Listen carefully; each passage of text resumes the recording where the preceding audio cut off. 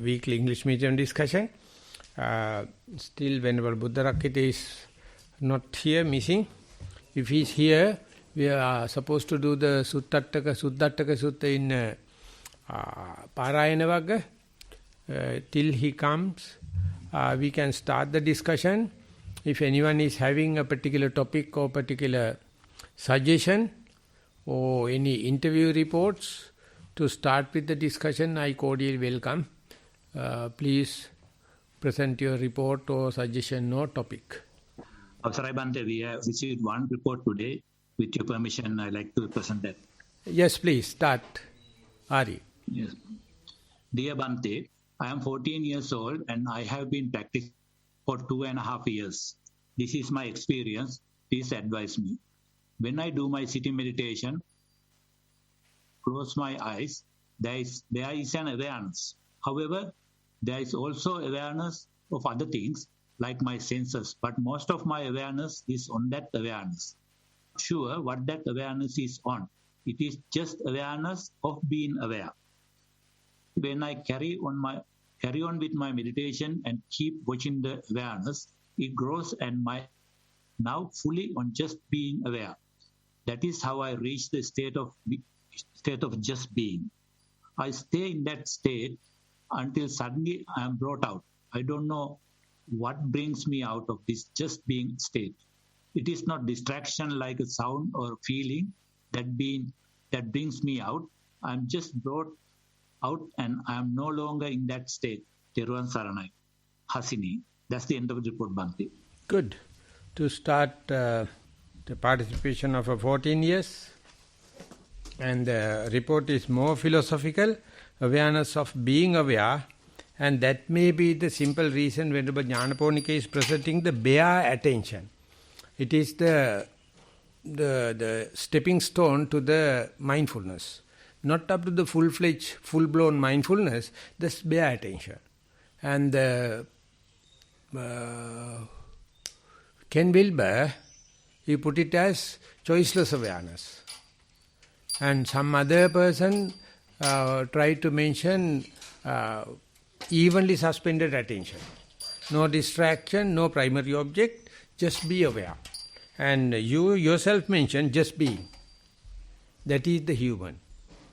Whenever you are not at that point, you are eccentric, you are mad. You are just being. And to just being, we are full-fledged. We are everything available.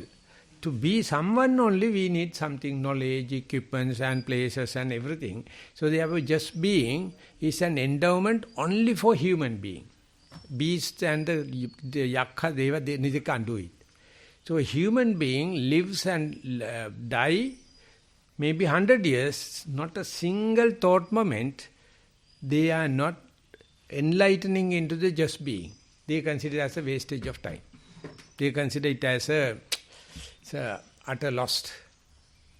So what they do is, do this plan, that plan and everything, ultimately become a slave. You don't know who you are. So just being is come to the zero level, datum line, and you can do either positive or negative, but hardest thing is come up to the zero level, that is we call de-learning process. We learning a deconstruction process. We can go back to the zero and then either go to the positive or negative. And that is why there is no God. You are the creator God. You can create either positive or negative, that decides your will, and will itself is distorting you from the bare attention and bare awareness. So therefore you can understand, you have your will. Each and every will you use for your destruction. You used to go against the grain and turbulence. Just being. Just like a flower is blooming, wind is blowing, rain is raining. So that is mere aesthetic, mere natural phenomena. And the Buddha is using this as universal laws. We never go with the universal law, we try to adjust it. Ultimately we get adjusted, that is what the climatic disaster for Sunday. And the early aboriginals and the indigenous people, they just live with the atmosphere. They had no remarks. no landmarks. If someone is died, they leave the place and go to another place and live. No remarks. Earth is not being shit. It is pure. Civilized people, wherever they go, they put landmarks. They put this and that, I did this and I did that, and this is our era. And he came out with a nice idea, paleo, what is that term you told? The Anthropocene. Anthropocene. Anthro means human. Yes. So it's the human time. Anthropocene. Yeah. Spelling? Anthropocene. A-N-T... P-H-A. T-H-R-O-P-H-R-O-C-E-N-E, I think. Anthropocene. So we can check it. That means human being came and started the nuclear bomb and put it, and everything is recorded in the rocks now. They are the most destructive animal on the earth, and we call the most intelligent animal. So let that intelligence go to hell. Just being. And 14 years, they can understand. The first time when I go to the university, Peradeniya, there's an appendix in the paper, the name was disappointment. So it's negative. The whole argument is, it's a A4 paper, have an appointment with the disappointment, you will never get disappointed. And it appears like negative. And so where the education? Where the skill? Where the civilization? Where the organization? All nonsense. You can learn everything, but don't lose being aware that I am here, I am now. And it's the endowment, so we are born with. There's a Irish girl writing, born to be free. We got this life to be free, not to get married and hooked up with and connected with this and that. What a lost. We are born free. There's a film called Born Free, and that girl is writing, born to be free. So what is happening? Born to be recognized myself as this and that, ultimately you get crucified. So crucifixion, I think, is the most worst thing happen, because the world will understand you in a wrong way. So I really appreciate the 14 years old idea, just being, and see, once you recognize whatever you do, that there you are. Wherever you go, there you are. Venerable Jnananda says, what you see, that you are. If you see beautiful thing, you are a beautiful person. If you see bad thing, you are a bad person. So what you see, that you are. And that is what quantum physics also going to explain. If you look at the world, Buddha says, if you look at the world in the peaceful way, pleasant way, glad way, you are in heaven. If you look at the world in the Padutta Manasa, you are in a hell. Not the neither world, but here itself. So by meeting the people, you can understand how many of them are be on the ball, be in the present moment. How many people are future planning, past regret, and finding fault with others and finding your own mistakes. It's good to understand how you are lucky, how much you are lucky. You are not smeared by that kind of thing, because we have seen Buddha, we have heard the Dhamma, we are practicing being in the present moment. That is to be aware that I have awareness. So that is called verification your awareness, because you are aware about your awareness. That awareness is not yours. Moment you understand that awareness, that is not yours, but your endowment, I call birthright. In Satipasala we recognize it as Jammadayadayak. It's a birthright of human, but due to all these agendas and all these motivations and the entertainments, we lost. We are living on other sides, so we become slaves. Never mind, it make no harm, but you have to understand, you must know how to live at home, how to live here and now, and that is, you need not any skill, but you need a catalytic effect. some kind of a catalyzer, and then you can spark. Good, Ari. Yes, you wanted to speak? That's the mic. Thank you, Bhante. Thero sir. You wanted to speak? So please, mind your own business. Don't disturb this. Okay. Yeah. 6 years. 6 views. Yes. So this I will give a little introduction. Yesterday also we discussed that in the Kaduela, and I told while we are meditating, as a after effects or side byproduct of our meditation, some views are developing. This view indicate who you are. And Buddha summarized them in a Sabbasava Sutta. I kept in mind as 5 views. So when Dhammasumita told, no, Bhante is 6 views. So Venerable Kovid and others were there, they took the script and read it, and I kept in my script 5. It's wrong. 6 views, and indicate while you are meditating, definitely you fall into either cleavage. And if you know, these are the pitfalls on the road, and if the friend can understand, let you know you are in such a pit, you are safe. So, your name, Venerable? Dhammajiva. Dhammajiva from America, he will give his review on the 5-6 views happening, according to my understanding, due to meditation. Okay, Swaminatha, thank you. So this is from the Sabbasava Sutta, All the Taints, 6 Views of Self, the second sutta of the Majjhima Nikaya. The views come under the heading Taints to be Abandoned by Seeing. This presentation is of the 6 views is for the most part a summary of Bhikkhu Bodhi's commentarial interpretation of them. Here, the uninstructed worldling is compelled to adopt one of 6 views when he or she, doubtful and perplexed, attends unwisely thus: was I in the past? Was I not in the past? What was I in the past? How was I in the past? Having been what did I become in the past? Shall I be in the future? What shall I be in the future? How shall I be in the future?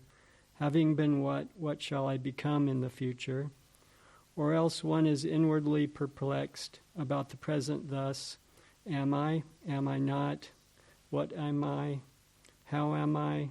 Where has this being come from? Where will it go? When one attends unwisely in this way, one of 6 views arises.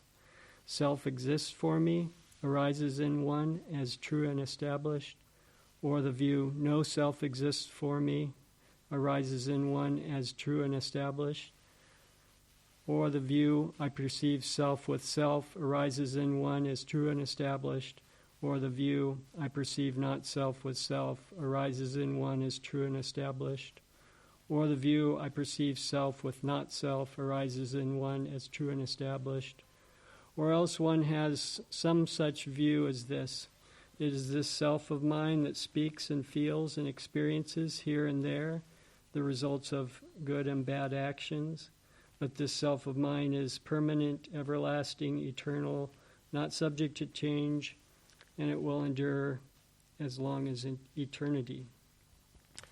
A summary of the meaning of these 6 views as interpreted by Bhikkhu Bodhi. Self exists for me. This is a general view of self in which one formulates and conceptualizes a sense of I that one then proceeds to grasp firmly. Next, no self exists for me. This is the annihilationism view that was present in India at the time of the Buddha. An equivalent term, nihilism, has 2 definitions coming from philosophy. 1, the denial of the existence of any basis for knowledge or truth, and 2, the general rejection of customary beliefs in morality, religion, etc. And ethical nihilism gives the definition, the belief that there is no meaning or purpose in existence. Now, the following three views are closely related to each other and require some explanation in order to understand their meaning. They are 1. Self-perceived self, 2. I perceive not self with self, and 3. I perceive self with not self. Bhikkhu Bodhi believes that these three views arose due to an Upanishad's doctrine that posited the nature of the self as consisting of a dual self made up of a silent observer and an active doer. The silent observer was thought to have been the aspect of the dual self which observed the active doer aspect of the dual self. The silent observer was thought to be featureless and without content. The active doer was thought to consist of all of one's thoughts, emotions, speech, actions, etc. In short, the meaning of these three views are as follows, according to Bhikkhu Bodhi. First, self-perceived self is the view taken by a person who would have identified with a silent observer perspective as well as an active doer's perspective. One who would have identified more or less in equal proportions with both of these perspectives of self as one's identity view. The next view is, I perceive not self with self. Here and in the following view, the term not self signifies which aspect of the dual self one does not identify with. In this case, the term not self applies to that which is perceived, and according to the Upanishad's doctrine of the dual self, the active doer is perceived or observed by the silent observer. And so, because the active doer here is designated as not self, this means that it is not identified with. The term self in these three views refers to the aspect of the dual self which one would have been taking as one's identity view. Thus, in the view, I perceive not self with self, the term self applies to the aspect of the dual self which is perceiving. Such a person thus took a view aligned with the characteristics of the silent observer.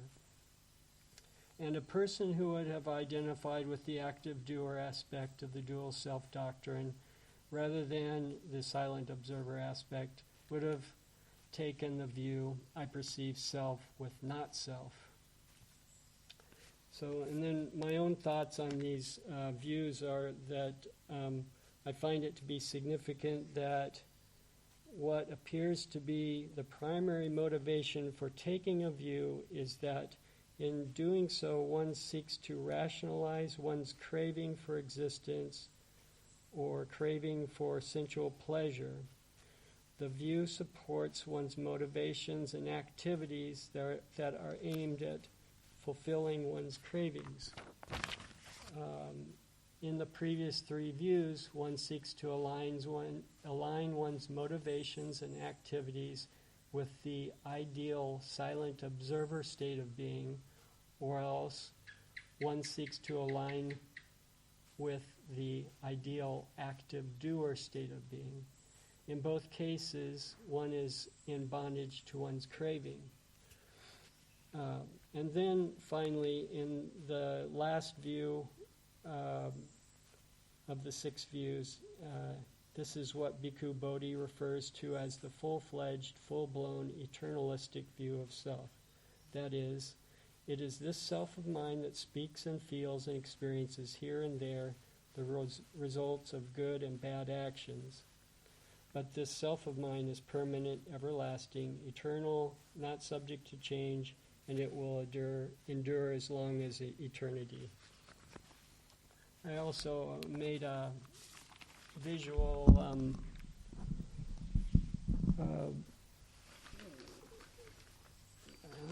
explanation of the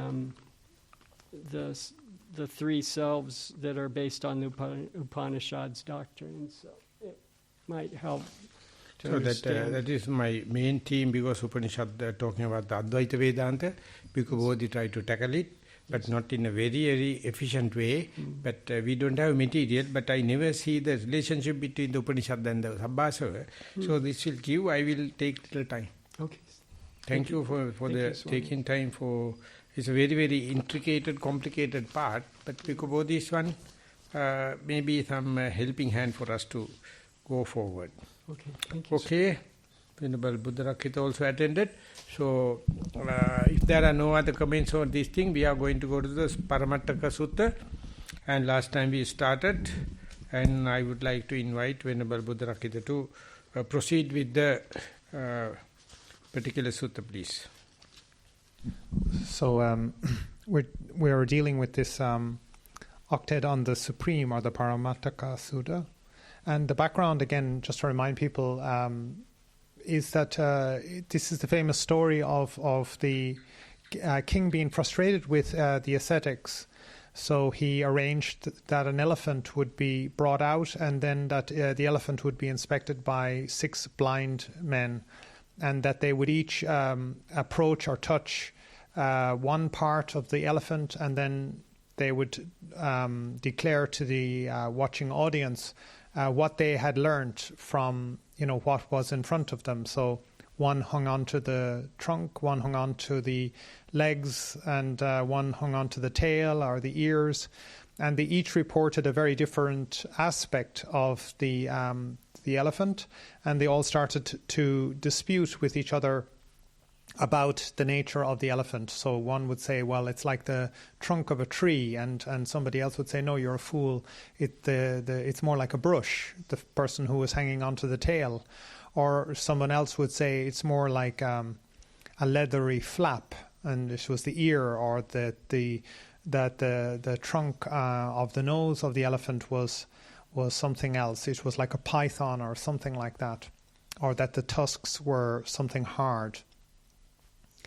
So this is the background story. So when the Buddha was informed about the king having made this demonstration, and the king had done this because he was quite frustrated with the different viewpoints of the different ascetics, and how the different ascetics or wanderers or religious teachers of the time were arguing and debating with each other. And he felt that this king felt that they hadn't come to any conclusion. So what's very interesting in this Paramattaka Sutta is how the Buddha tackles this question itself, or how he understands or processes this story of the Buddha that the Buddha had been told, because it's very obvious in some ways that the answer should be, that if we know more about things, if we don't jump to the conclusion too early, or we have a more systemic approach to thinking. There's something called first principles thinking, which is where we try to go back to the basics. We try to accumulate the most fundamental information we can about the problem that's at hand, and we sort of rigorously apply logic and rationale to it. Then we can easily come to a definite conclusion. So in this way, if instead of the different blind men taking their own independent individual view, if they had maybe pooled and shared the different information, if they had communicated well with each other about that information, that they could have come to a better understanding of what the nature of the elephant. Instead of taking their own individual slice of information and being blind to the other information and being blind to the other people's understanding, that they could have somehow pooled all of this information together and had a better understanding of the whole elephant. So this is very intuitive that we would think that systemic thinking was lacking in this situation, that if we had applied more first principles, we would have come to the right conclusion. But in fact, the Buddha doesn't answer the question, or he doesn't deal with this example from a systemic viewpoint.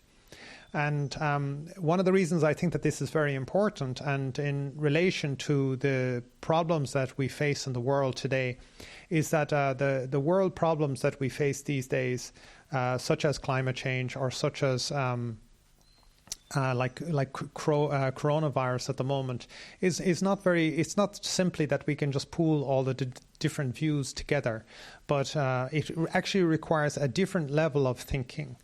So in this modern time, we're running into problems that may have existed in the past independently in different areas, but as the civilization has grown, as the number of people and the interactions between all of the different nations and peoples, these problems are not just solved by us sort of sharing information. This is a leg, this is a tusk, this is a trunk, this is the ears, this is the tail, this is the belly.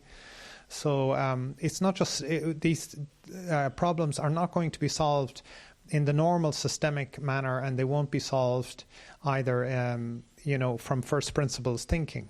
So here the Buddha actually steps up the understanding of the nature of the world and of the human mind to a higher level. And he relates it back to, again, what the other Venerable was just talking about in a way, is back to views and this core understanding of conceit.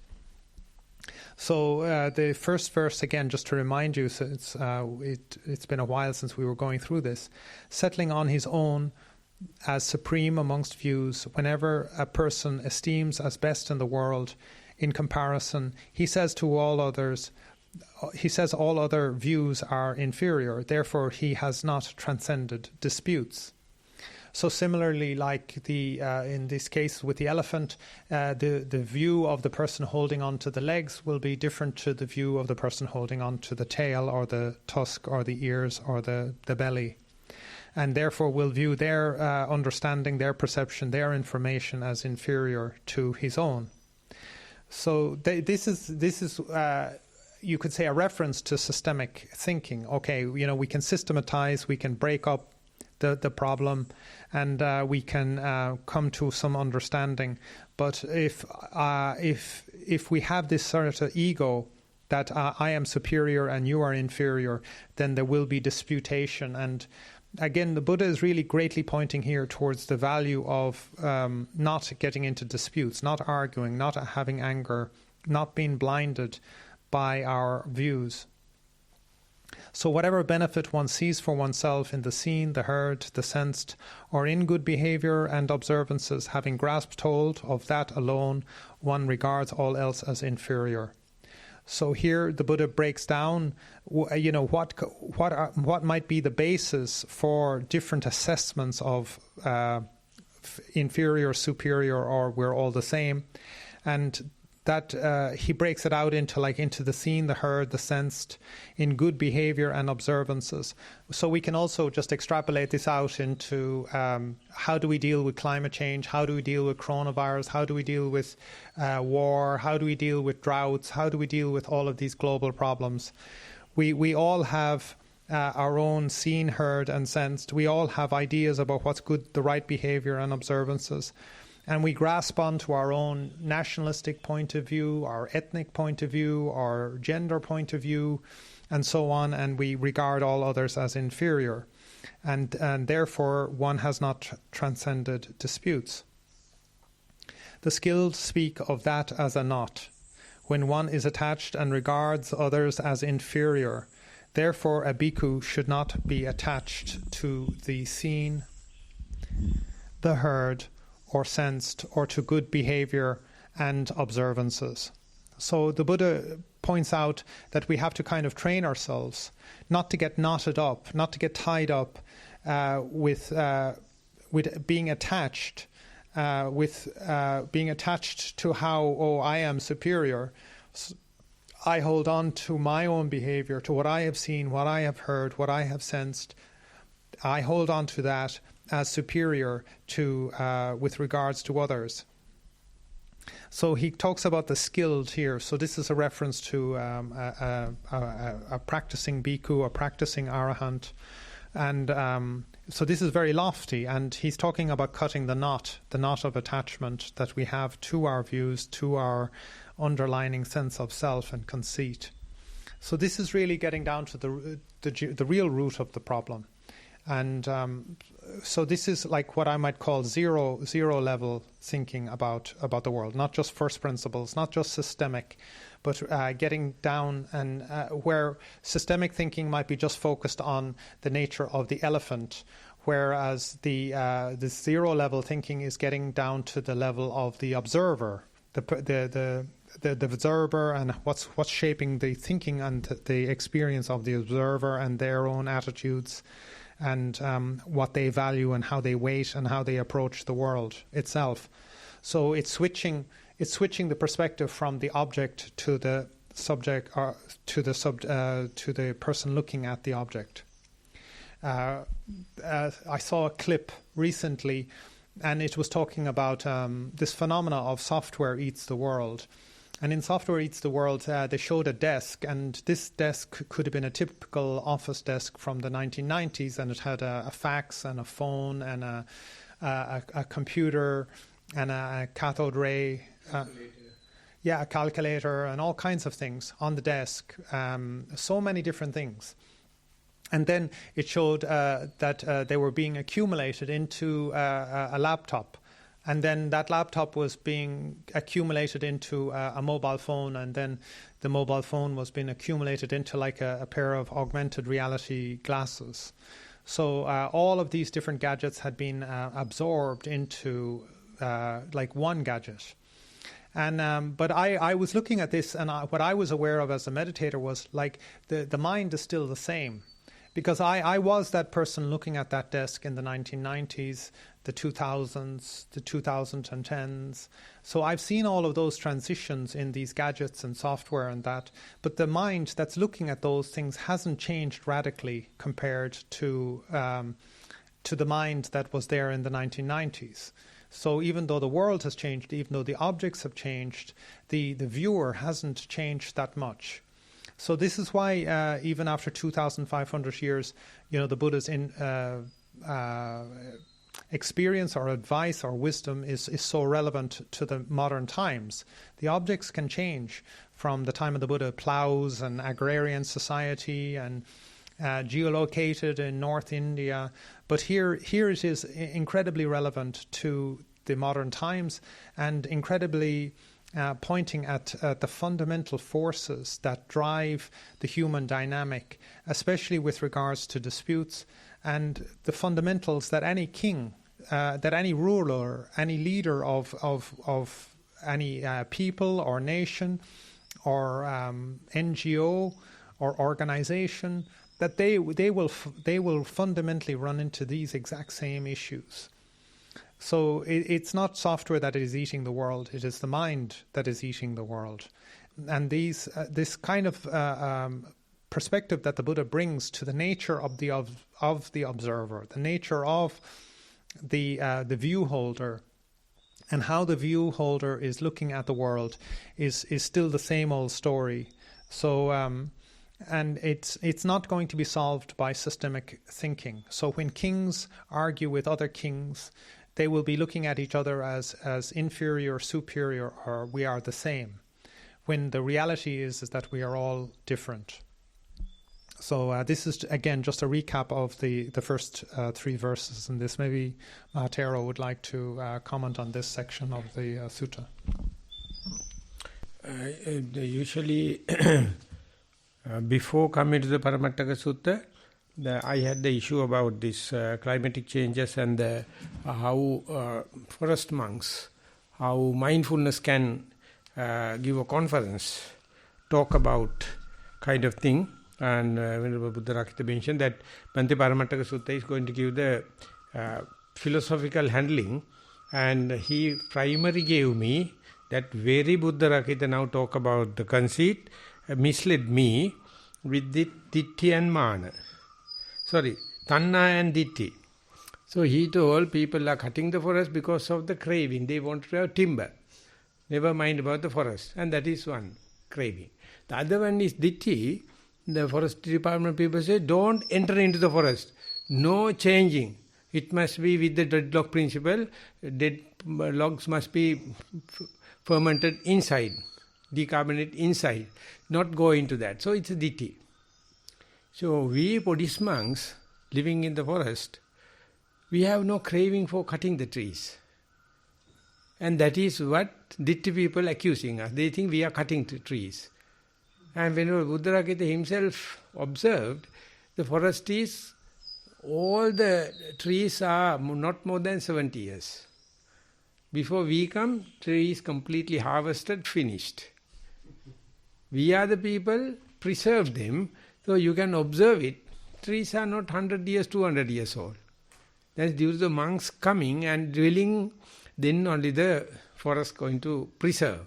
But they say monks are cockroaches. Monks are encroaching. And they wanted to have 4 acres in the village and chase the monks out. Mind your own business, don't come to the forest. So that's a ditthi. They are having a hard and fast view. Forest is for the sake of forest. Nothing. So I was thinking, and last time I participated for the Paramattaka Sutta, and I made 13 points, and I just shared with Venerable Buddha Rakshasa, just to trap him, just to extract him, just to, not the trap, just to get the maximum out of it, how it works with the climatic changes. So he criticized all the 13 points, but I made. And he said, no, Buddha is not talking about the ditthi and tanha, he is talking about mana, conceit. Now today he is very talkative and talking on the third dimension, that is mana, conceit. Maybe due to his conceit, I don't mind. And so now we have 3, tanha, mana, ditthi. Have you heard about? They are the one they call more the mental proliferation. They are the one people entertain. They are mad. The ditthi people keep on talking on the ditthi. They don't care which is mana or tanha. The tanha people keep on entertaining the sensuous pleasure. They don't care the ditthi. They don't care the mana. The other people, that's the one mainly he presented today, mana. You are inferior. I am superior. But I am a forest monk. I am in the forest. I am not the village monk. Whatever may be, the part you tackle in the elephant, you say, this is I talk with my touch, direct touch. You can't change me. Trunk is such. It's like a areca tree. Don't tell me. I know it. I touch it. And the people tackle the leg. They say it is like the vangidi. Vangidi means pounding this thing. And in each and every kitchen we used to have it. And we have one thing, that big lock. We are pounding. I don't know, mortar and something like that. Pestle. Huh? Pestle. Pestle. Pestle, the mortar and pestle. Pestle. And it is like, see, don't talk nonsense. It is not flexible. It's like this thing. And the person who tackled the ear, he says, it's like a winnowing pan. You are using winnowing, it's very leathery. Don't talk about this thing. So they are very hard and fast. And they are talking with the direct touch because of the conceit. Now he is today overemphasizing conceit. He is conceited. I am not accusing personally, I am telling that for the sake of argument, for the sake of debate. So therefore, tanha mana ditthi, these are the, not only for the climatic, not only for the corona, everything. But people never change them. By talking, never change it. We can talk about the ditthi with the ditthi person, but he never see it. He feel like a irritation. He don't happy to understand I am with ditthi. When someone is with the mana, tanha, if I am going to say you do everything out of your desire, sensuous pleasure. No, I am very balanced and I am blah, blah, blah, blah. And if I am going to prove Buddharakita was the conceit, very difficult because he is Irish.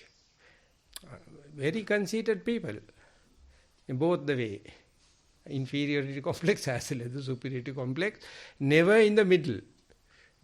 And we in Sri Lanka also with the Sinhalese Buddhist, and we are the maturity country, we are the protector of Buddhism, and I mean biggest amount of suicidal rates in Sri Lanka, and all the nasty thing, everything is available, still we are conceited.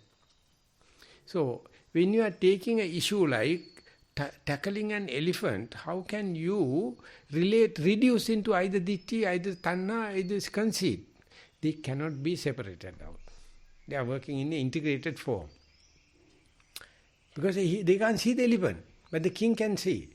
So therefore king can see what a kind of... They are very vehemently proving that I am talking with my direct touch. I have no idea of conceiting you because I am with direct touch. But the king can laugh. But in this sutta, never related to that. Only Bhikkhu Bodhi is relating it to the commentary. Commentators are relating to that.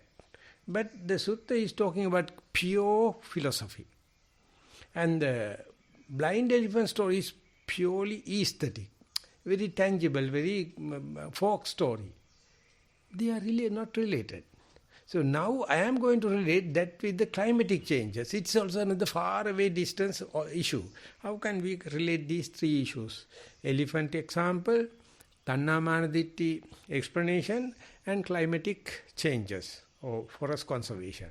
So that if the dialogue or discussion is going a long way, it will be very, very beneficial for me. Because that's what I am basically thinking about for the conference. What should I present as a forest monk? We are living in the forest, we are not ditti, we say monks must live. But they say no, monks must not. You mind your own business, you go to the village and do. They don't know forest monks. For example, the forest department. But the government, for the first time, designed a constitution now, the rights of the forest monks. Also maybe due to I went and shouted in front of the president. I told our indigenous people and Chena cultivation people and forest monks, no provisions to live in the forest. And the forest people are so in trouble because the constitution never changed. They are very hard and fast with the ditti. And the desire, the politicians sometimes fell 1,000 acres only for timber. Sometimes for systematic agriculture. But the conceit, politicians, forest monks, village monks, everyone is having. So how can we address to the issue like forest conservation or climatic changes and mindfulness as a tool? So I cordially invite you to, if you have any kind of an explanation or viewpoint, that I consider as a personal gift for me. Understand, or should I talk too much, still much? Okay, maybe I'll just move on to the next verse again of this, because just so that we can have a better oversight of this particular sutta. So the next verse is... One minute. I will just give the Sinhalese translation of the early three suttas. Right. Stanzas, then we are preparing the mind for the first sutta, in the Paramattaka Sutta, Paramanti dittisu paribbathano yadduttarin kurute jantu loke hinati anye tato sabba maha tasma vivadani aviti vanto. In this world, some with the wrong view, they say this is the best. Mine is the best, rest is inferior. My teacher is the best. My meditation is the best. So that's what they say. Therefore, invariably they say others are inferior. That's what they take the flag. Therefore, they can't exceed their view. They have been entrapped. That's the first stanza. Second one, yadanti passati anisansang yadattani passati anisansang ditte sute silavate muteva tadeva so tatta samuggahaya nahinato passati sabbamanya. Second, 801, sutta, the Gatha, stanza number 801. Whenever someone is entrapped with the view, he can get attracted to the view, what he is seeing, visuals, or the sounds, or smelling, tasting, touching, or every time he take it with the self-conceited way. Whatever see, he promote himself. Whatever he hear, he promote himself. All the other three, he take in order to... therefore, his directed disposition get hard fast. Never get relaxed. Therefore, he thinks, my teacher, my method, I am the best. All the others are touched with the inferior one. So therefore they never open their views to the others. They never become open to the others. This is number 2. Number 3. Tangvapi ganthang kusalang vadanti yang nisito pasati hina manya. Tasmai dittang sutang mutang va silabatam bhikkhu na nisaya.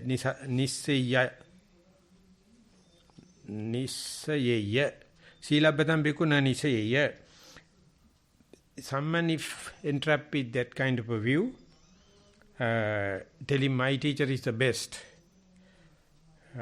Other teachers are there, but they are not superior like mine. That is what they think.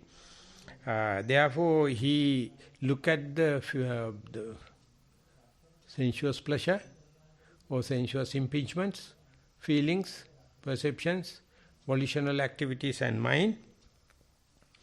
The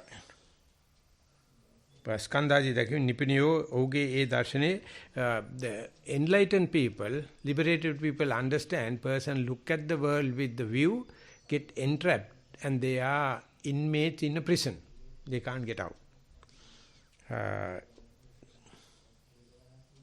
Therefore, liberated people never make use what he see, hear, smell, tasting and touching, because he knows all these sensual impingements are misleading you if you are behind the wrong view.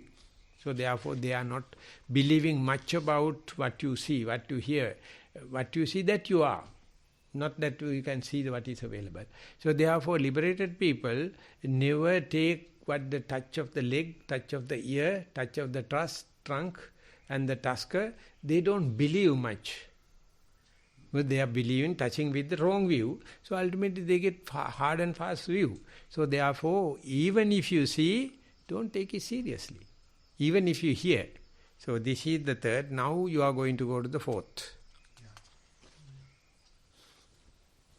So this 4th verse. Nor should one construct any view in the world by means of knowledge or good behavior and observances. One should not take oneself as equal or think of oneself as inferior or superior. Having abandoned what is taken up, not clinging, one does not take a dependency even on knowledge, not taking sides amongst those who are divided.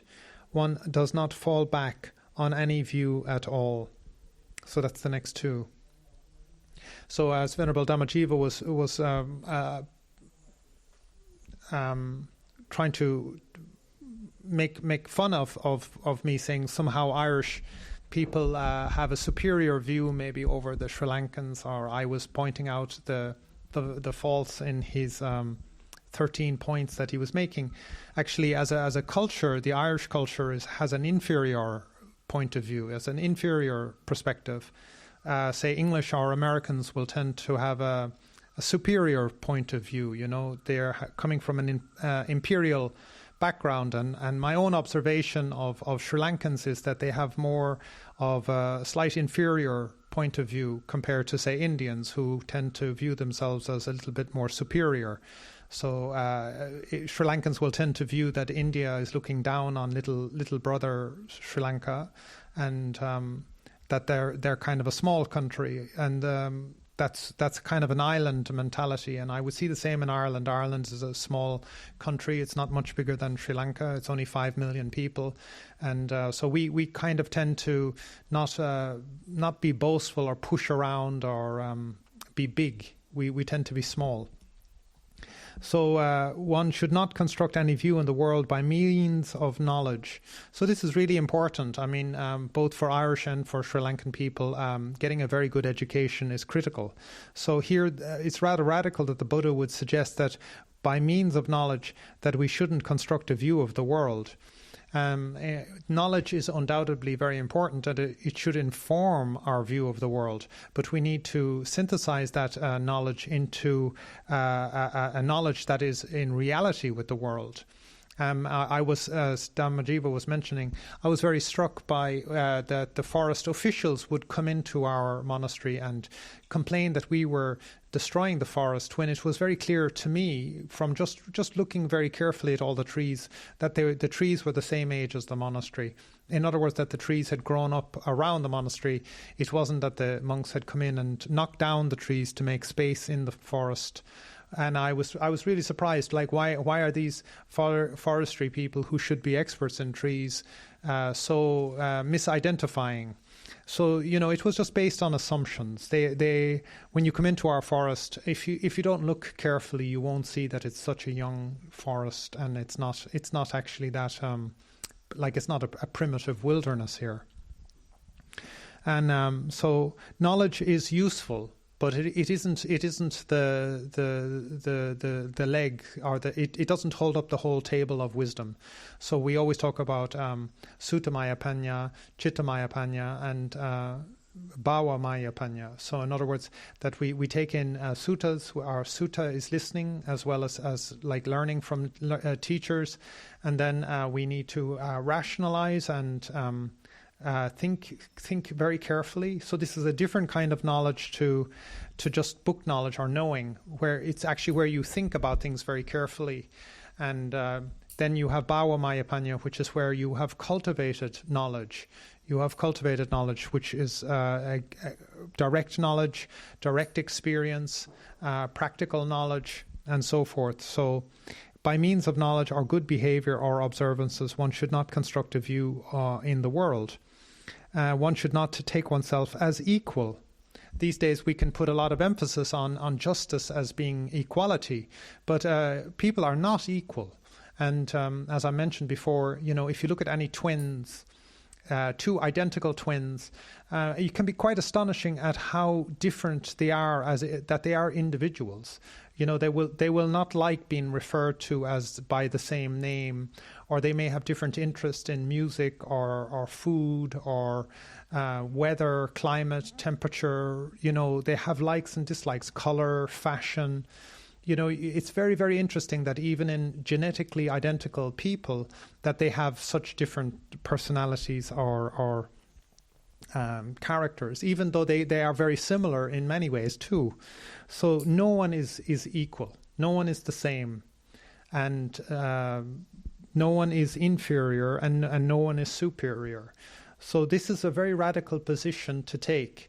Normally we believe if we get a good education, we're superior to somebody else. If we're rich, we're superior to somebody else. If we're young and fit and athletic and healthy, we're superior to somebody else who's inferior, who's sickly, who's weak, who's ignorant, who's poor. That's inferior. But here, radically, the Buddha is saying that we're not equal, we're not inferior, and we're not superior. So what are we then? We're in fact unique. So this is what the Arahants would say when they became enlightened. They were unique. This is unique. They had overcome this mana. They had overcome this conceited view. So having abandoned what is taken up, not clinging, one does not create a dependency even on knowledge. Even on knowledge. So not taking sides amongst those who are divided, one does not fall back on any view at all. So the Buddha is asking us to not fall back on views. We should be informed by views. We should be informed by knowledge. We should be informed by the different perspectives, not taking sides amongst those who are divided. The different perspectives that different people have, we should be informed by them. But we don't quickly get into any camp. And we try to develop a wise attitude towards all of these things. And this requires a tremendous stability of mind. It's so easy to go into extremes, into black and white thinking. It's so easy to take a stand on some matter. It's so easy to be righteous about things. And it's so easy to be passionate about something, not equanimous, not, equipoise. So to develop this equipoise of mind, to develop equanimity of mind, to just look on is a tremendous high quality of the mind. So again, here he's referring to how the Arahant is viewing the world. Mahasi system. I translated that document, and you can read Sayadaw's Paving the Path. He says at the beginning, for example, as meditators, when you are looking the rising and falling or in-breath and out-breath, you have to specifically see rising is not falling, falling is not rising. In-breath is not out-breath, out-breath is not in-breath. That is called intrinsic characteristic, individual characteristic, and personal characteristic. So that is science. So you are asked to see in-breath, after out-breath, again in-breath, again out-breath, again in-breath, and see changes from in-breath to in-breath to out-breath. So you get sucked into, you get penetrate into this thing that is, whenever the mind is mindful and face-to-face with the object, that is what you should do. That is the beginner's mind. So when it is happening, quicker than what you think, in-breath become out-breath. The similar characteristic going to happen. Because both of them are happening due to the movement of the air. So when that happens, in-breath and out-breath is both vayo potthappa dhatu, just air action. When that happens, people can't comprehend because they see in-breath is not out-breath, out-breath is not in-breath. That is what we are teaching. But ultimately, in front of your very eyes, you can see in-breath and out-breath become subtle, medium, and both of them are same. So then you get nauseatic feeling. You get,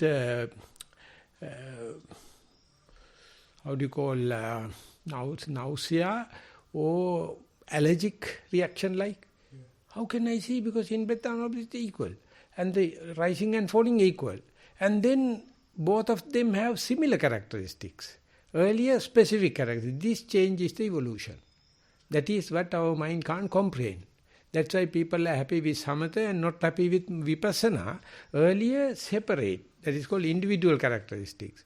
So that is called Namarupa Paricheda Jnana. And then Paccaya Parikka Jnana, Sammasana Jnana. The third aspect is still you are not in the real vipassana. You see everything is equal. It's called natural characteristics. It's called Sabhava Lakshana. And then you see Sabhava, Bhava, Gati. Nature. Expansion, contraction. Cohesion and liquidity. Hard and light. But there are no person, no in and out. So see intrinsic characteristic, individual characteristics, and change slowly in front of your eyes. Go into system. There is a part and parcel of the whole system. That is the difficult part. And that, Jnanarama says, Mahasi Sayadaw so clearly indicated it. Of course, I will make a specific statement more than Mahasi Sayadaw, who Pandita Sayadaw made the specific statement, and he published a book, very thin book, known as Paving the Path. So I was there for 8 to 9 months. Daily he chased me out, telling me what I am talking is not clear. I am seriously meditating. So one day a Vietnamese monk came. He is not a real meditator, but good communicator. He says, Bhante, he is senior to me. You are taking a real honest effort, but daily get blackguarded, but you don't care. But Sayadaw don't throw you out. Please read this book. That indicates how the intrinsic characteristic, individual characteristics change into the natural characteristics. It's a part and parcel of the whole system. And then you are nothing. In a sand bed, one grain of sand is nothing. At the beginning, that grain is so different from the next grain in the same bed. So this is how, within a short period, is changing. But present day, Mahasi system completely forgotten this stage. They are always asking to see individual characteristics, specific characteristics. That is scientific. When a system is coming, it is religious. You are also a human being, no difference with the female, no difference with the higher people, low people. You are human. So we are not happy to be just a citizen John. We wanted to be upmanship. So when that happens, evolution starts. Otherwise you are bogged down either in ditthi, view, or conceit, or in desire. So if you are going to say now he is different, but when everyone is there, he is another human being. Sayadaw take a herd of cattle, you can say it's a calf, it's a heifer, it's a bull, it's a milking cow, but everything is a cow. Herd. So likewise, you must understand this perspective. Left brain is talking always with the specific, individual, intrinsic characteristic. Right brain is system approach. So Richard Davidson is the first person. In 1984, he published an article. He says all the world due to this bloody education is left brain people. Very sharp. But they are hitting each other, not loving the nature, and they are one-upmanship. But he found in Tibet, 2 people, their right brain is active. For the first time in the functional MRI scan, Dalai Lama suggested first utter failure. Second one, he published an article. There are some people. And he was so amazed, but they are not worried about the individual incidents happening. This is the whole system as one unit, and there is a one sect of Buddhism known as Hua in Buddhism, is take every part representing every other one. Which is, it's like a pebbles for example, cobweb, we'll say, water droplets are there. Each pebble, each droplet reflecting all the other pebbles, all the other droplets, this thing, and is connected with the cobweb. So we can't say we are individuals. We are individuals, but we are not individuals.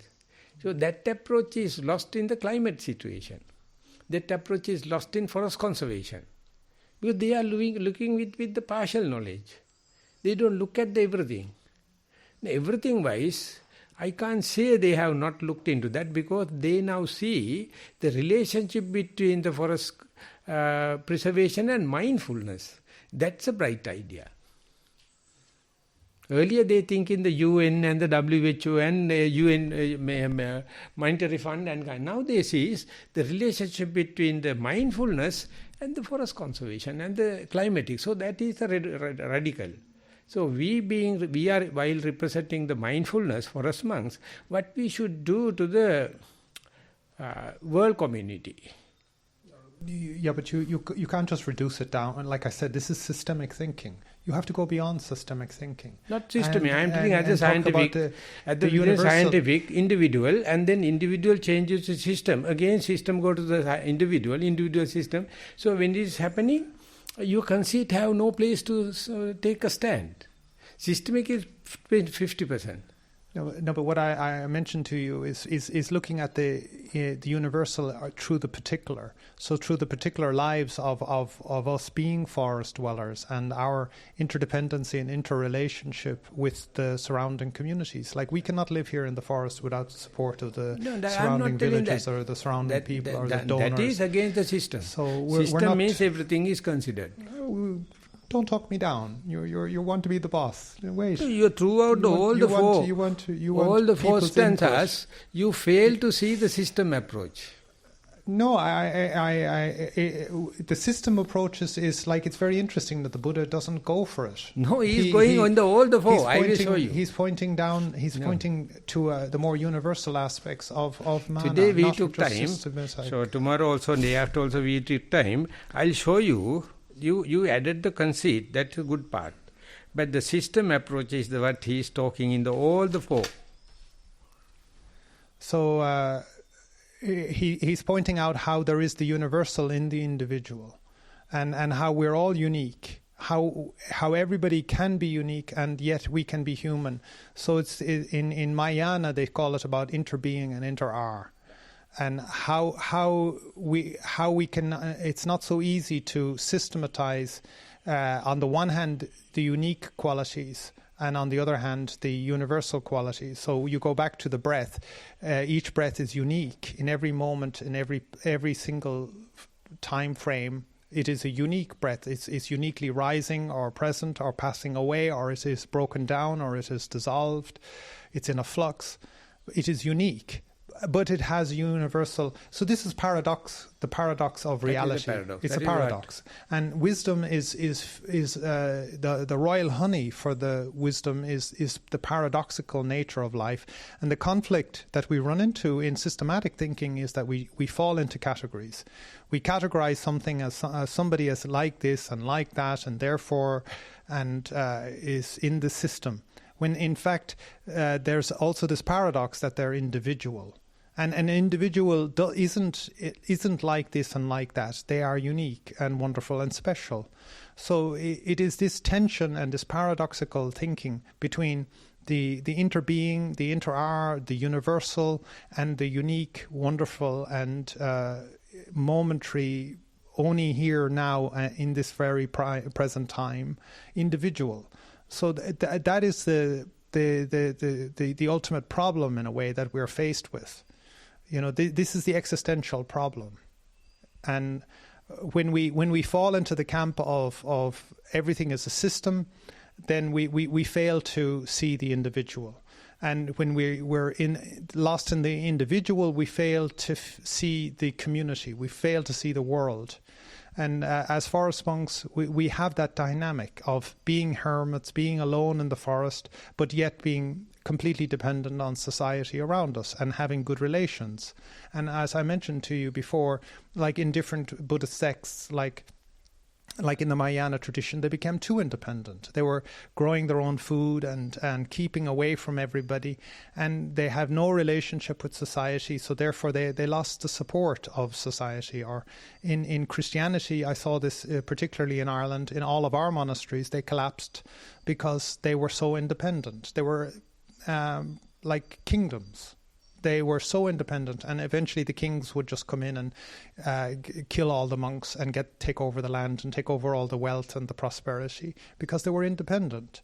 So it's in the long run, this interbeing, inter-are, and as a practitioner, I find that, okay, I can do my work on the cushion, but it's also very useful for me at times to, go into the city and bump into other people and have my views challenged. And then I it's like rubbing off the corners, like the stone in the river. It gets rounded by the movement in the river. You're not just, like too many people can be like, they want their little safe space and nobody bother them and nobody disturb them. And they don't grow up as a result. They become like the little plant in the greenhouse, that they're not able to stand alone or stand by themselves or stand up to any condition, and they become conditional. Whereas, again, in Buddhism, the Buddha is always pointing back to, how conditional the world is, and the mature, the wise person. Yeah, time is also up, but we are advancing. So we'll take it to the next week also. I cordially invite you to come and participate. And with that, your chart also come into being now. The Bhikkhu Bodhi is presenting these two systems. It is coming closer to this one, but it's not related to the forest or not related to the climate, but giving how the human mind is working. So thank you very much for the participation. Now we take time for the Pindapata.